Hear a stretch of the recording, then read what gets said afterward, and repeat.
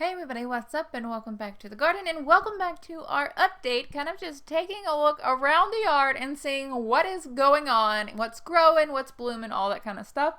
First thing I definitely want to talk about are these Larkspur. These things are looking gorgeous. I think they are definitely in full stride this week. The range of colors, just the pinks and the lavenders and the whites and the dark blues are just so gorgeous. I'm really enjoying using these for cut flowers, and I've also noticed that the bees and the pollinators and the hummingbirds and everything else are really enjoying these as well. If you remember, you've been following along the channel, I bought these back in fall. I planted these back in fall, direct sowed them into the ground, and here we are in early summer and they're blooming, looking great. Definitely a hardy annual that you might want to consider if you're looking to learn how to grow more cut flowers for the garden. This one's toxic, but definitely beautiful. Also coming into bloom now, we have our patch that is filled with our zinnias and with our Cleome and our cucumbers down to the side there.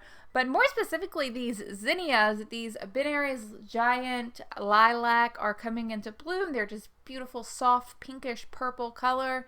In addition to those, we also have the lilac Cinderella that has now started to bloom, and the Cleome have really put on some height, and they're now about probably 4 feet tall if I had to guess.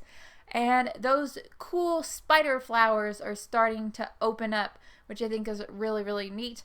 I don't use Cleome for cut flowers more. They're just an ornamental, you know, in the garden, looking really nice, but they definitely are very interesting, and I've seen a lot of bumblebees over here on them as well, and even some Japanese beetles. It appears that the Japanese beetles have finally made their presence known in my garden, so things might be starting to look a little bit rougher soon with all the insect pressure that is going on here in my yard.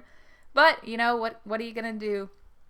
My yard is no spray. I don't spray any chemicals. I don't use any powders or anything like that.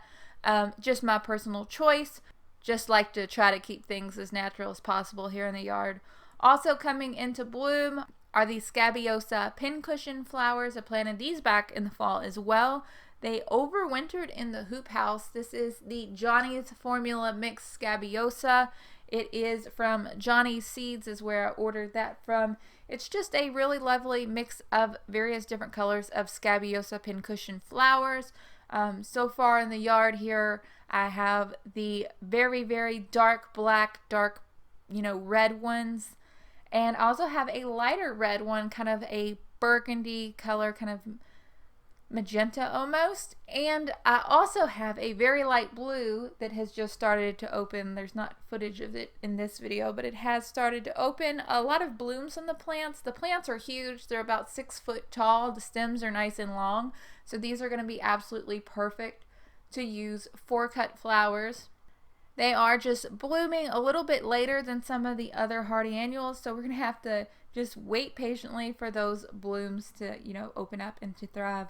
Going back to the cucumber bed, the petunias outside the cucumber bed are doing well, but the cucumbers are also doing well. I did spot a cucumber beetle for the first time, I think it was yesterday, so we're going to have to be super vigilant about smushing those and trying our best to prevent anything from those. Ideally, I could cover it with a row cover, but, I just don't have the room to be trying to do that. The plants are getting some nice size. They're gaining size. They're starting to vine up the trellis just a little bit. And most importantly, they are setting some really nice fruits, which I'm excited about.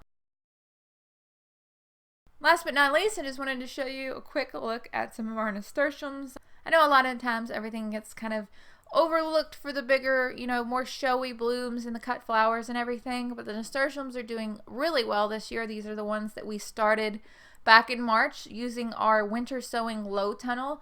They're doing absolutely great, and they're just kind of hanging out around the dahlias, waiting for the dahlias to bloom, which hopefully it should be sometime within the next month.